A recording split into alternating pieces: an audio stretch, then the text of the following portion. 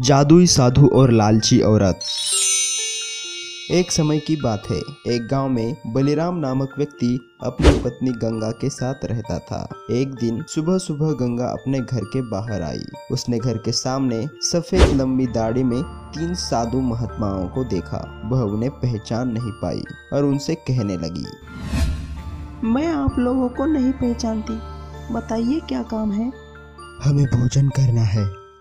ठीक है, कृपया मेरे घर में पधारिए और भोजन ग्रहण कीजिए। क्या तुम्हारा पति घर पर है? तभी एक साधु ने प्रश्न पूछा। नहीं, वह थोड़ी देर के लिए बाहर गए हैं, अभी थोड़ी देर में आ जाएंगे। तब हम अंदर नहीं आ सकते, हम तुम्हारे पति का आने का इंतजार करेंगे। ठीक है। ऐसा कहकर गंगा घर के अंदर चली गई। थोड़ी देर बाद गंगा का पति घर वापस आ गया और उसे साधुओं के बारे में पता चला, तो उसने तुरंत अपनी पत्नी से उन्हें पुनः आमंत्रित करने के लिए कहा। गंगा उन्हें आमंत्रित करने के लिए आ गई और साधुओं से कहने लगी, जी अब मेरे पति वापस आ गए हैं, कृपया आप लोग घर में प्रवेश कीजिए। तभी एक साधु ने कहा, हम किसी भी घर में एक साथ प्रवेश नहीं करते।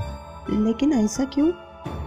पुत्री, मेरी दाई तरफ जो साधु खड़े हैं उनका नाम धन है, और मेरी बाई तरफ जो साधु खड़े हैं उनका नाम सफलता है, और मेरा नाम प्रेम है।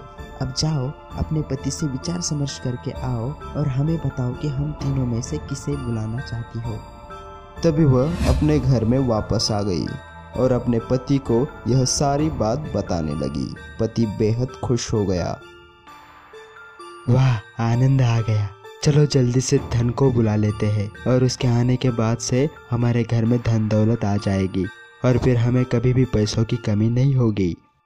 हाँ, लेकिन क्यों ना हम सफलता को बुला ले। उसके आने से हम जो करेंगे वह सफल होगा और फिर हम जल्द ही धन दौलत के मालिक बन जाएंगे। तुम्हारी बात सही है, पर उसमें बहुत ज़्यादा मेहनत करनी पड़ेगी। मुझे तो लगता है धन को ही बुलाना चाहिए।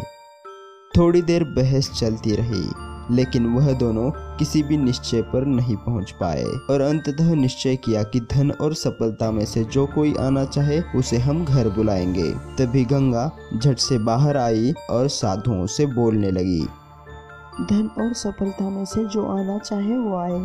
यह सुनते ही वह तीनों साधु बिना कुछ बोले वहां से निकलने लगे। तभी गंगा उनका यह रवैया देखकर उनसे पूछने लगी, क्या हुआ, आप लोग इस तरह वापस क्यों जा रहे हैं?